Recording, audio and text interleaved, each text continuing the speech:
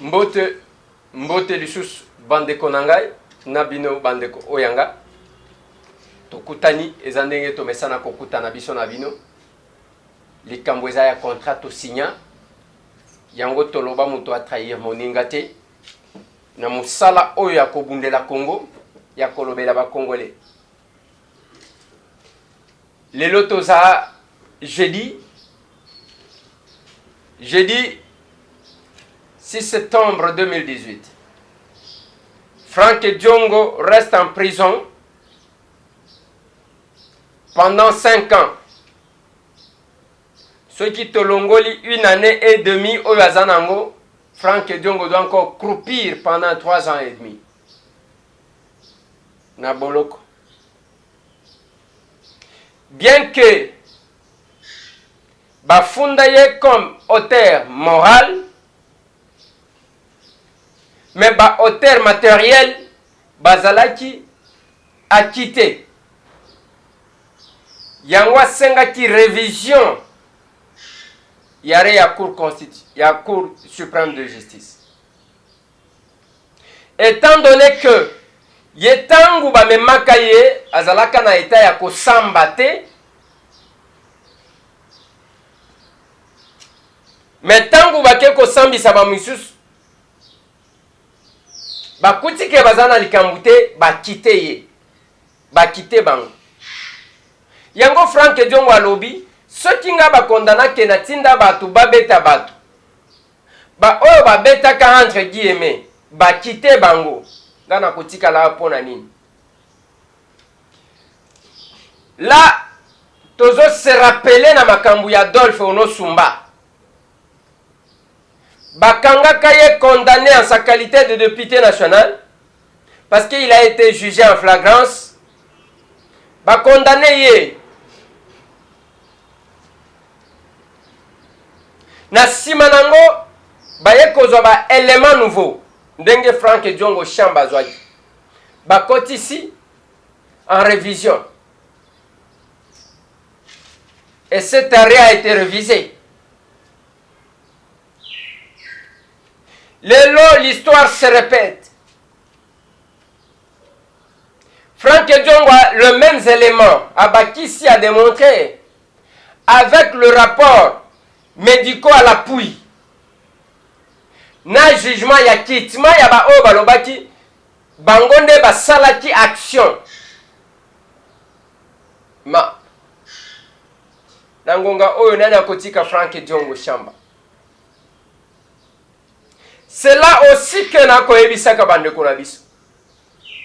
Quand on fait semblant na ba makambu misusu, les lois vont s'imposer sur nous. Les lois Franck Diongo chamba azo croupir sur base ya ba loi oyo bandeko bavotaki et ces lois là qui nous sont opposables. Voilà ma lecture des faits. Yangonga na lobaki, il ne faut pas tozala na ngonga ya komilela lela. Il fallait to kende, to encercler pour que 20 nouveaux et bima na prochain parlement. Parlement ekobimaka te par miracle kaka boye tolali tolamuki parlement sika ekoti. Ezaka pona ko s'engager pour ko bunda na peuple pour que apona batu malamu ko multiplier ba témoins pour que même ceux qui baluki ko tricher simbate. Ce n'est que ça. Dès qu'on peut sa vision opportunité d'avoir des bonnes lois. Il y a que corriger bouzo ba mususu oyo. Ba changer loi, ba changer constitution. Tolongwe na 2 tours, toke na un seul tour. Comme conséquence, on peut avoir un chef de l'État oyo azwakika 15% à konzi bato ebele.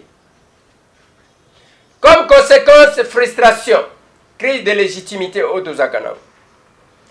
Je dois m'excuser na bande ko bakanisa ki que lobby tozaki ko matamata pona peut-être makambo yake oh alobi oh Eliezer azaboye Basile azawapi oh Zacharie azawapi. Non, c'est pas par rapport à ça. Moi je suis Tambo, mon nom c'est Tambo. Comme on a Basile te, comme on a Zacharie te. Natikala jamais ko sala o Zacharie asala. Basile asala o yayenga nazo sala o yanga. Mais quand on a qui cause, c'est par rapport, il y a humiliation, pas seulement de la femme en général, mais de nos enfants. Na phénomène Oudjan. Quand je vois comment appareil judiciaire est activé, lorsqu'il s'agit d'un dossier, il y a Moutou Moko, Songolo Pakala, qui a une opinion contraire au régime. Il y a la recherche des infractions. C'est aussi ça. Namoni va publier même photo ya maître en ceux qui maître nani oyo atinda kabatu awa na kisasa oyo azaka soki na Bruxelles. Namoni va publier ba photo na ye. Mais bino bozali censé ko rechercher ba infraction. C'est maintenant que tolinga to mona makasi ya ANR, makasi ya bureau D, makasi ya ba biloko nyonso oyo bakende bakanga babimisela biso bakave bisika basala kabuzoba ya komilie bana ya koimilie bana na biso. Ces enfants là que vous voyez bazotambusa ka bango mutakala bazabana na biso. Tout parent akoti ko sepela te. Soki ezana batata mibimba musala na bango kokendaka sur les petits enfants, sur les mineurs en tout cas biso batambo nous avons une autre façon de voir les choses. On doit laisser, ça va continuer. On va nous voter les lois qui vont autoriser ça, qui vont officialiser Bouzoba ya modèle 1. Oudjana, la jeunesse ne doit pas être humiliée. La jeunesse, à venir, dans la politique, ce que vous voyez dans le phénomène Oudjana, c'est ça la vision politique. Il y a un régime par rapport à la jeunesse. Qu'est-ce que vous faites? Oh, les pays ne vont pas s'arrêter. Boyoka sonité. Nazomona nani oyo nani ministre oyo alekina RFI oyo azosala intérim qui porte parole. C'est les produits que Katumbi a mené en politique, Moïse Katumbi. Lelo, voilà comment Bamakamwango Nezala. Yango pe okomona bandeko. Nous avons mission de rétablir la vérité dans la ceinture de redressement par rapport à l'ignorance. Qui vous dit que les journalistes n'ont pas droit comme toute autre personne? Ba médecin boni batondi na politique botuna mutuna te po ani. Ba avocat boni batondi na politique botuna mutuna wana te po na nini ke otiki ki avocat comme politicien. Si photo sala kaka ba politologue ba sala ka politique biso batamwe neto ko sala yango parce que c'est ça notre formation. Et c'est bon pour les médecins, hein? C'est bon pour les avocats, c'est bon pour les économistes. Muzito aza économiste, Matata économiste, nani Sami Badiwango, je ne sais pas, Tozwa nani, Joseph Kabila militaire, nani Tozwa nani, ba Papi Nyango, ba avocat, Tozwa nani. Maintenant, finalement, on doit chercher à redéfinir c'est quoi un politicien. Est-ce qu'un politicien doit vendre nandaku, abanika kobeta masolo à politique ko banda bomwana koli des politiciens? On doit se poser des questions parce que moi biloko moko ya mike, je ne sais pas si c'est l'ignorance qui amène les gens ou bien zakaka mutemango ba crampe. On a la confiance dans les journalistes engagés, mais alors, qui t'impose que vous avez la bonne confiance? Il peut s'engager pour la République et baloba pena yoke mutoboya s'engager à saler loko boya zo risque boy. Je pense que c'est ça. Les autres vivre humiliation de la femme, humiliation des enfants. Ngana zolo baboy. Mais ko kuta batu ya modèle wana parce que le responsable c'est le régime. Ba organiser meeting bino ba mama botondi kuna. Ba jeune fille botondi kuna. On est en train de vous humilier. Et on va, si on ne fait pas attention, on va voter de loi oyo éco-officialisé Bouzoba ya modèle. En tant que parent, en tant que Congolais, en tant que Mwana Mkolo Lupango, alors le vrai Congolais. Au Sogi, au Paso Yao, aux Omonezo comme RDC. Makila Tambo Zotambo.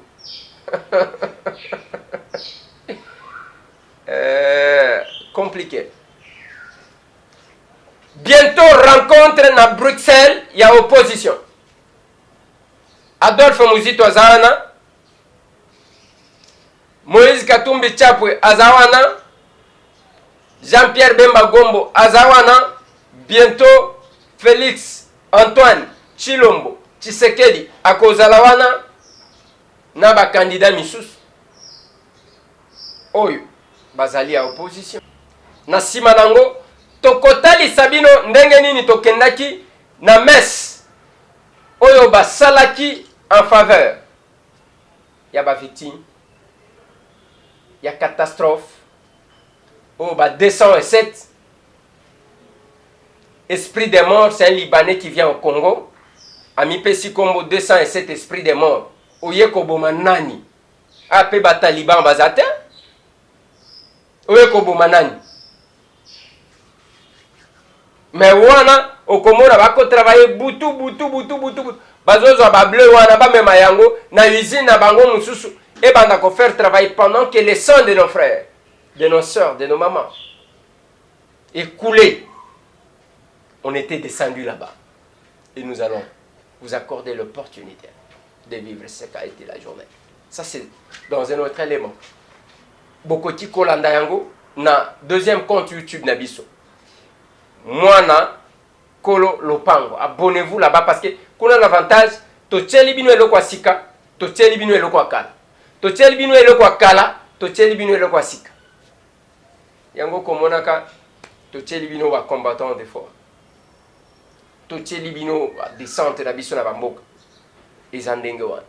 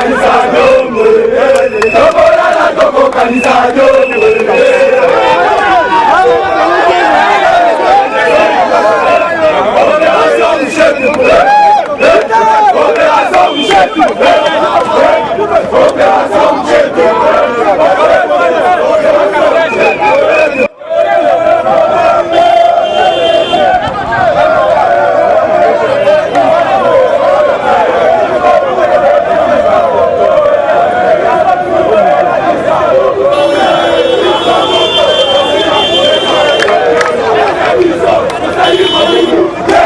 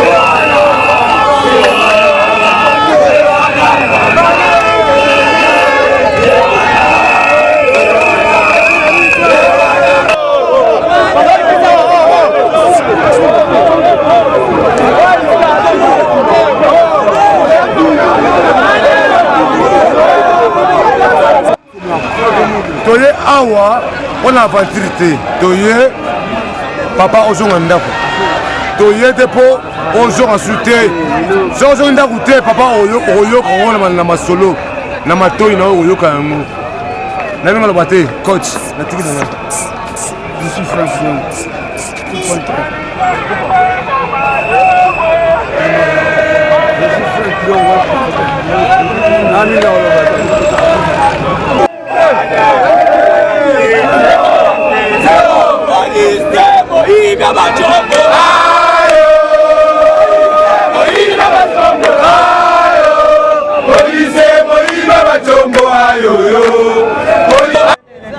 Merveille. Junior.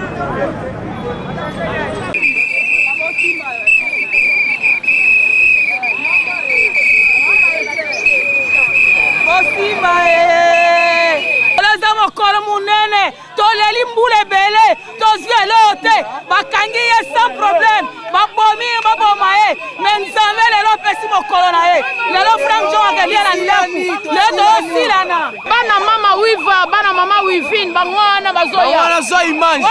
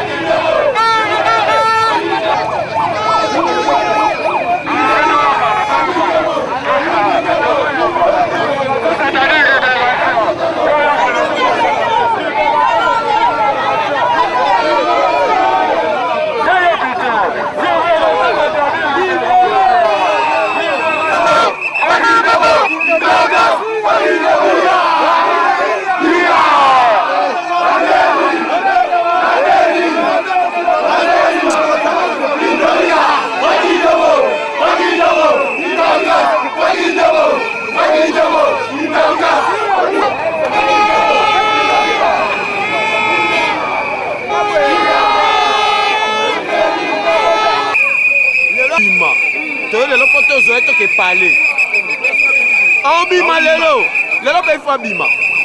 Bon bi so pas mal lelo fa bima. Ma mwenye sesi la lelo esi.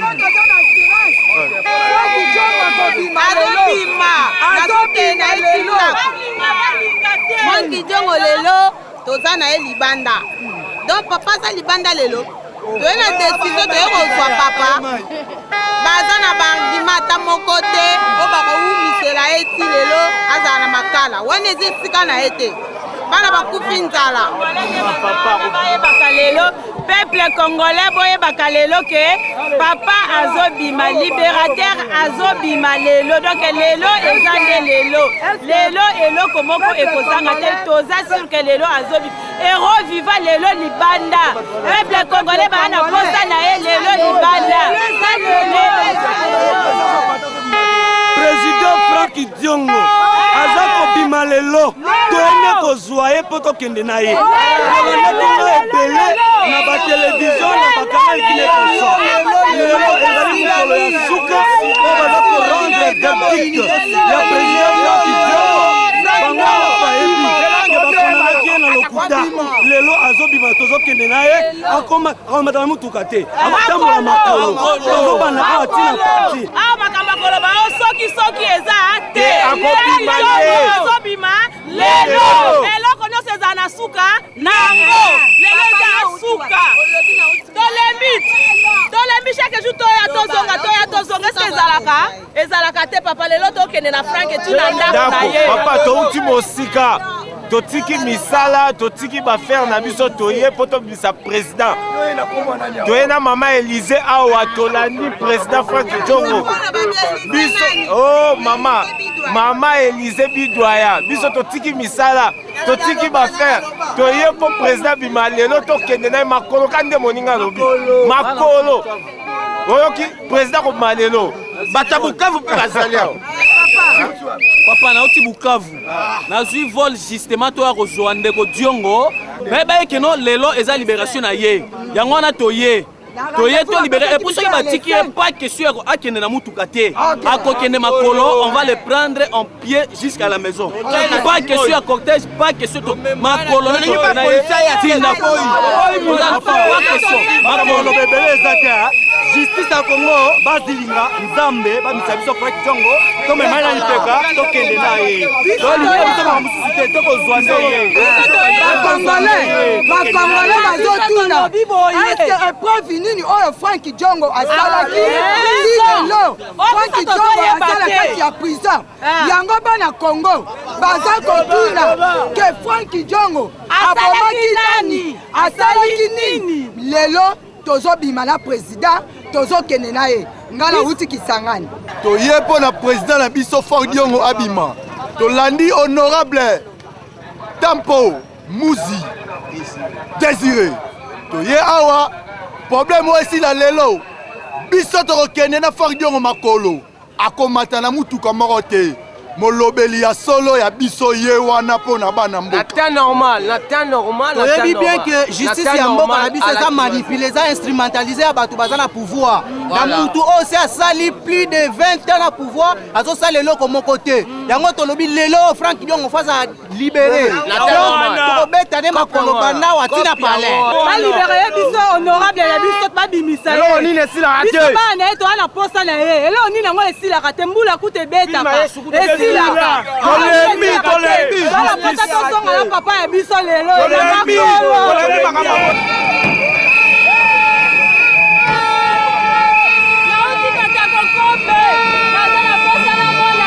libération ya honorable Franck Diongo héros vivant nauti mboka Lumumba wana otetelaki ye mafumbe lelo nde lelo naza na posa bima tomona ye posa na ye eza ebele tolingi liberté ya mwana mboka Franck Diongo mosala ezali mpona ye tolingi ye otetelaki ye mafumbe wana Lumumba akoke monga fumbe tolingi liberté ya mwana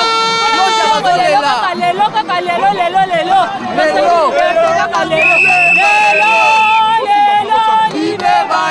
Lelo eza lelo. De comprendre que la génération Franck Diongo et le biais de Franck Diongo eza innocent.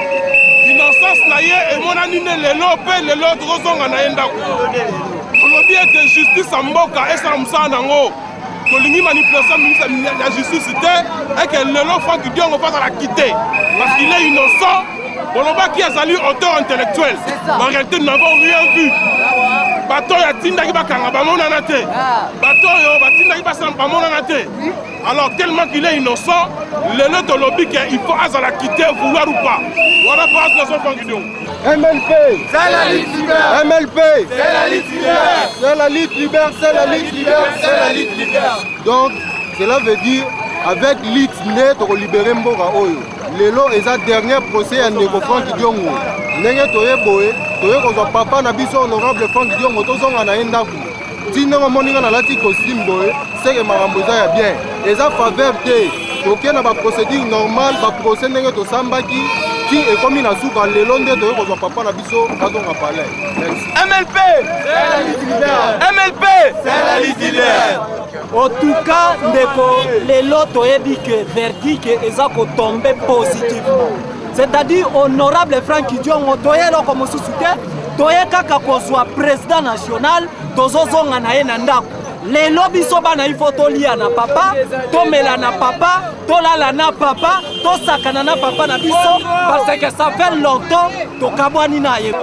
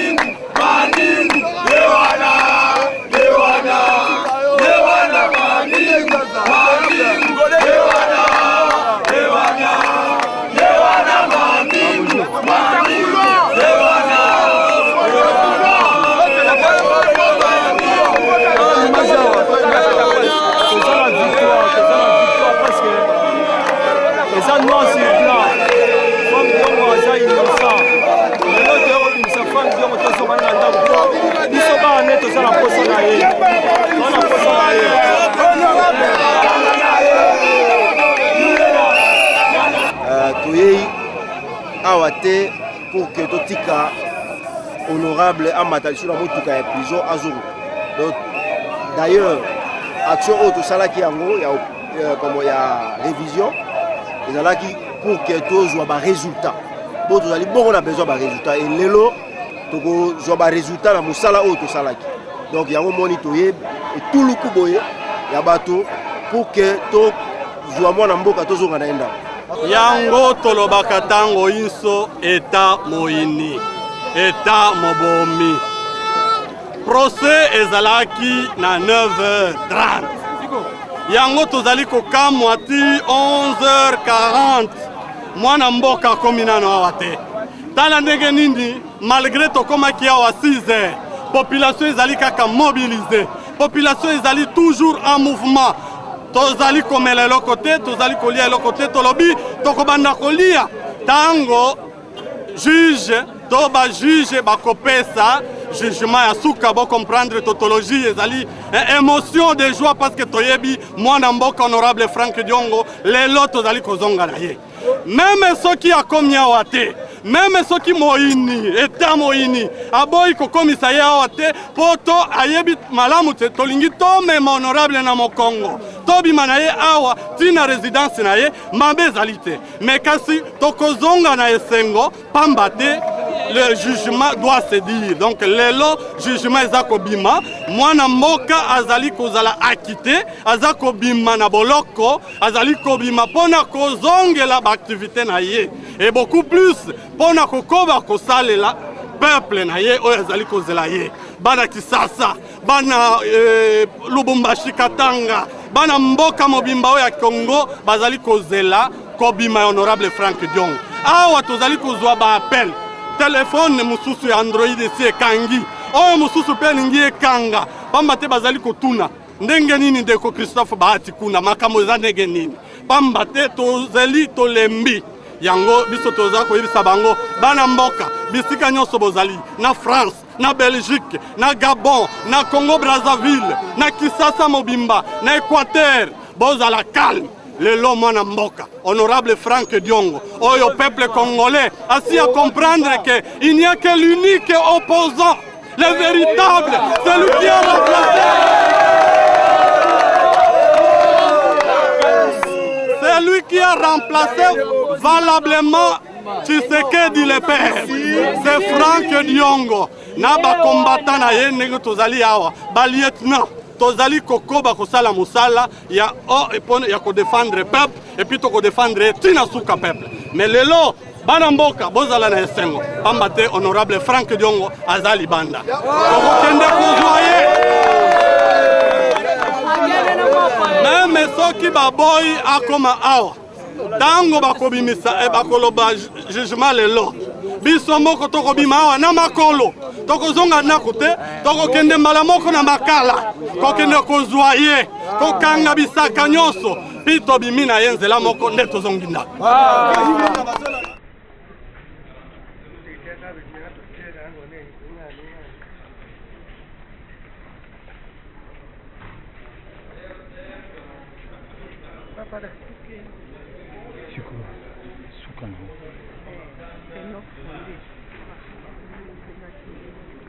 Oui.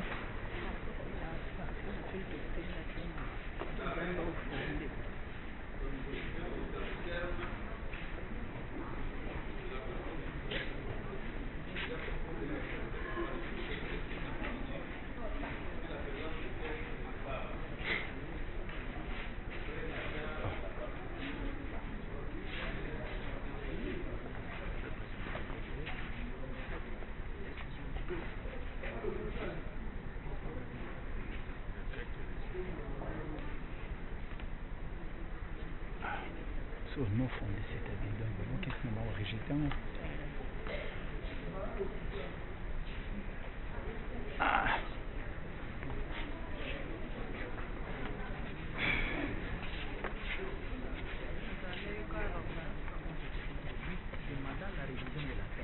au motif que le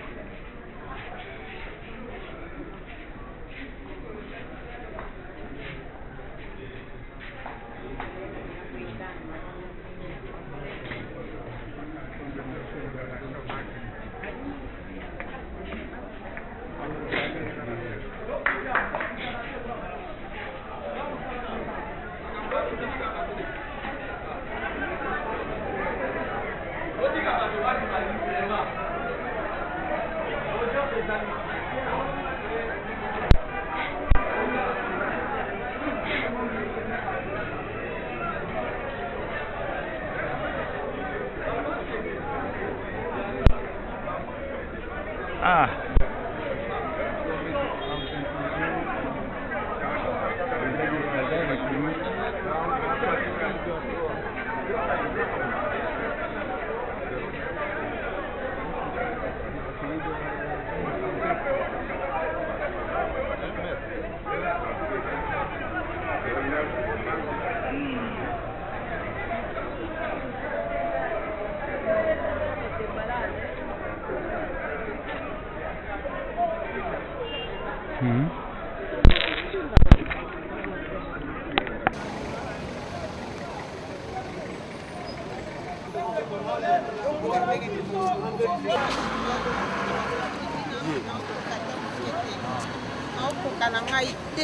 Lorsqu'il n'y a pas la loi, le pays est foutu.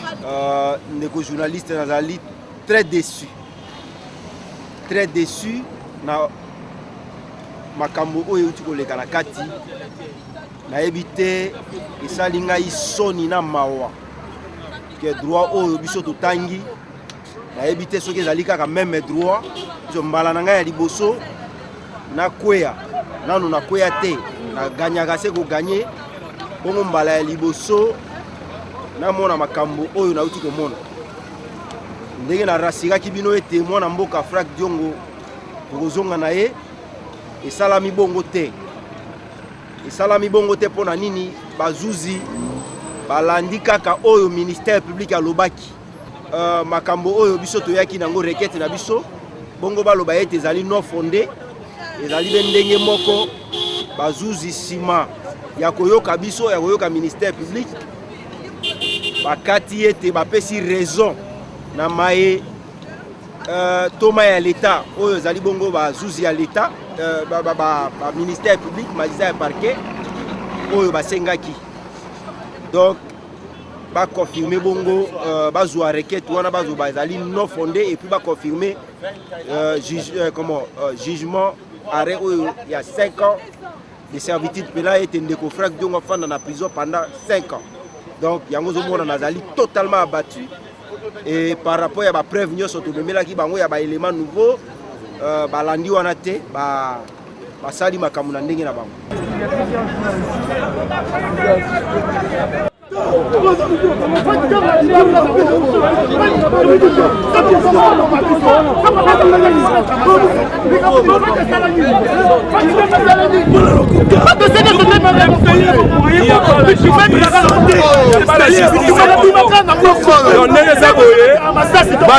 Faculté à droit photo faculté à droit et ça tina tena mboka oyo peuple congolais fayo faculté à droit faut kufa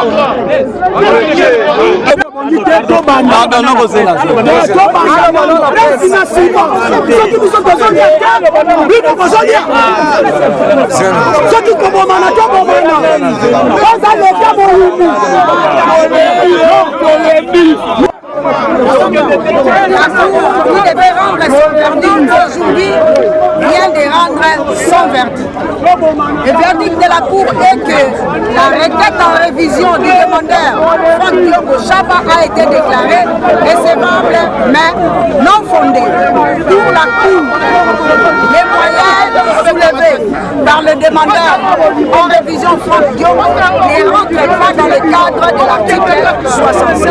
Or, comme nous l'avons précisé lors de nos interventions précédentes et lors de notre plaidoirie, qu'il s'agit bel et bien d'un cas qui rentre dans la ligne de la révision. Et puisque la Cour vient et déclarer non fondée l'action mise par les demandeurs en révision Frank Diongo Chaba, nous avons compris qu'il y a la main noire de l'État Moïse qui continue à inféoder la justice, à instrumentaliser la justice. Mais nous n'allons pas baisser les bras. La lutte continue. Nous allons continuer dans notre ligne. Et que nous voulons qu'il y ait un changement dans ce pays parce qu'il n'y a que la justice. C'est la justice. Il y a une Thank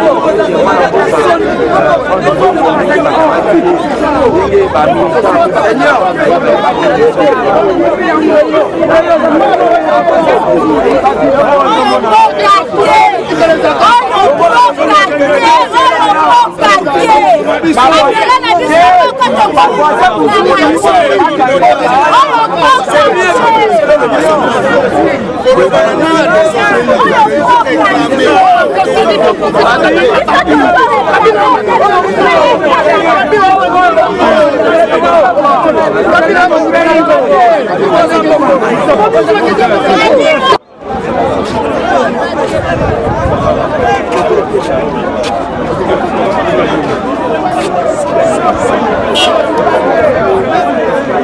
Dans leur arrêt. C'est pour cela que, en tant que conseil, nous nous concluons à un déni de justice à l'encontre de l'honorable Franco. À ce stade,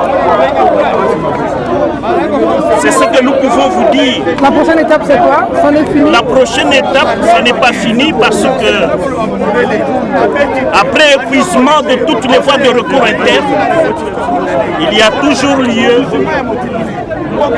de se faire rendre justice au niveau des instances internationales. Mais ça, nous devrons d'abord en parler avec notre client. À ce stade, je vous remercie. Parce que non fondé. Va maintenir la décision de la 5 ans.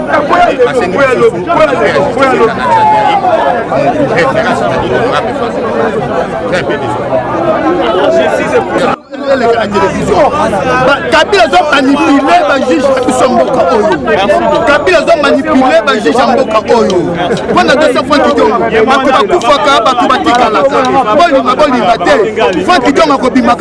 comme Kabila a manipulé le juge,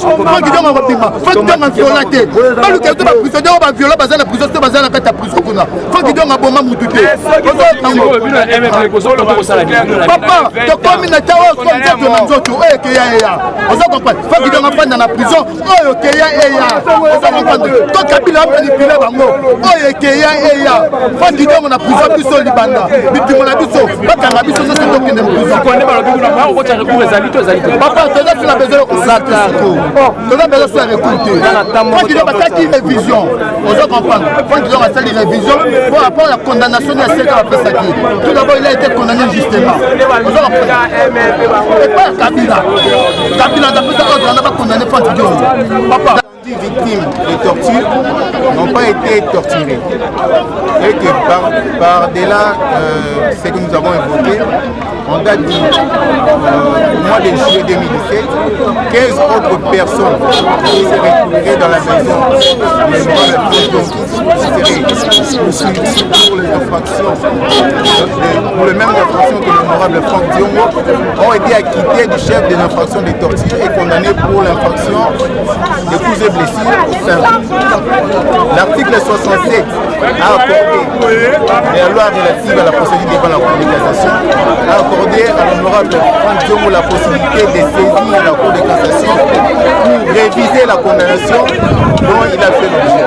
Nous avons présenté à la Cour que pour le même fait qui se sont déroulés le 19 décembre autour de 11h à 13h, c'est-à-dire dans le même circonstance de lieu et de temps, les deux juridictions se sont contredites et la loi donne la possibilité de réviser la condamnation de l'honorable Franck Diongo et la quitté.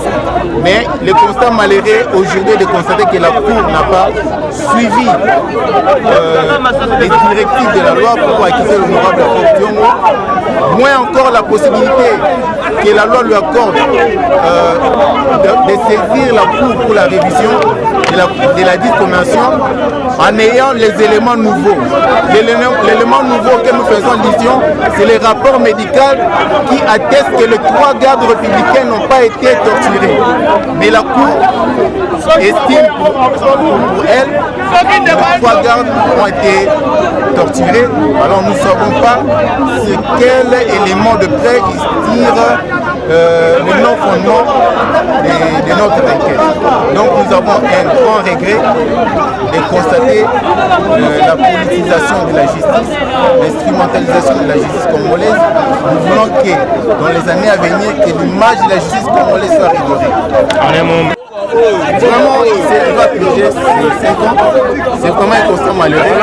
Parce que nous avons voulu que la Cour examine en toute objectivité le dossier Franck Diom.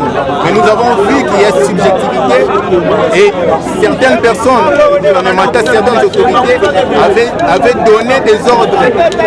Alors que nous savons que la justice devrait être indépendante. Parmi les 4 institutions de notre pays, la justice devrait être indépendante. Mais nous voyons que la justice de notre pays n'est pas indépendante. C'est vraiment un constat malheureux. Un constat malheureux de voir que le droit n'a pas obtenu gain de cause. Eh bien, Namutema Passi. Ce n'était pas facile. Diongo lobi ndenge ba memaka na Cour suprême lokola eyebana ki déjà bake komema yete kolongola na makala pona ya la Cour suprême bayaki na yete et on a rendu ça. Nini koti kobimisa Franck Diongo shamba na boloko avant. Soti mapono miango esalemi eke biso tozi majorité yango mutu moko alobaki na ngande ko Eliezer balobi yo koma mutu wa majorité na lobi oui donc yo yebaka te majorité eza nini eza koloba bato ebele soki tobimi na balabala ya Kisasa awa tobandi kosala sondage bao baza pona régime o baza wapi bakobima muke ngasi kona za kote ya bao baza ebele makambango mbote na bande konanga tout bazana Israël oyo des fois bakozwa ka difficulté pona kotinda mbongo na compte ya RDC Monde. Je pense kozwa même numéro de compte au lekina ngona Western Union okofuta mbongo muke pe bakotia mbongo wana na compte sans problème. Même chose na ba misuso bakozwa ka difficulté na États-Unis d'Amérique. Le cas na Western Union pesa numéro ya compte ndenge to pesa liango wana bakotia mbongo na kombo ya RDC Monde sans problème. Bao bazana Terre Sainte Israël mbote na bino bao bazana Moscou toko pesa bino mbote na bande konanga tout o bazana intérieur ya mboka na pesi bande konanga bazana Kinkonja mbote na bino tout.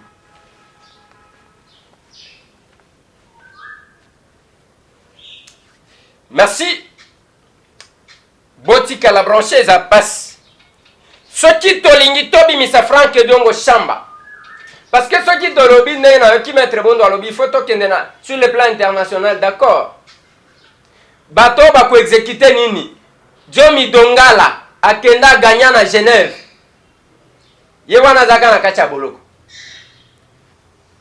Il faut tout encercler, tous à la majoritaire. Multiplier les témoins yangona lobaki maître Jean-Claude Katende. Botika makambu ya distraction. Il vous fallait postuler. Tous à la avocat ya makasi na parlement. Ce qui est élection saline. Ba maître Kapiamba, ba maître Georges, Kapiamba Georges, ba maître Jean-Claude Katende. Tous les avocats, Hervé Diakese, Kolobate que yo biso ba mouvement citoyen biso toza politique à politique mon côté. Bozo sala ba marche parce que la politique ne marche pas bien. La politique za kolobanini. À ma qualité de politologue quand quelqu'un se dit à politique, c'est-à-dire c'est un ignorant. C'est ça la définition de la politique. À notre qualité. La politique y a le Cameroun. Bozo marché, bozo revendiqué, mais bozo le bateau à politique. Mais attendez, qu'est-ce qu'on fait là? Il nous fallait qu'on aille na bateau mayele le kola ba Jean-Claude Katende, le kola ba Kapiamba, le kola ba Maître Bondo, le kola ba Hervé Diakese, le kola ba Gentil Soukoulati. Hein? Donc, batutu wana ba koti na parlement, vous sentez que oh so qui a beti place à ceux qui ont complété place. Donc, vous sentez que to kozala na mibeko moko ya bien et puis kozala na caractère contraignant. Ce n'est que comme ça que nous devons changer. Pas dans des rêveries comme ça. Allez, tozo tamola tamolaka. Lobi lobi allez. To bengi ba partenaire ba tindi 100 francs. Mais c'est quoi cette histoire là? lelo bako déshabiller bana na bino bozo mona penza bazo déshabiller bana quelle humiliation bana wana bapesi bango combien mona peut-être $10 les enfants acceptent de se faire filmer nus bazo longola ka bango bilamba et bozo sepela et moi je dois être avec vous pour être condamné c'est quoi ça yoko sala nini na kosala nini tokosala nini il faut que tuna ndengwa tokosala nini kotuna tambo teke yoko sala nini tokosala nini. Qu'est-ce qui s'est passé réellement dans la Cour suprême de justice?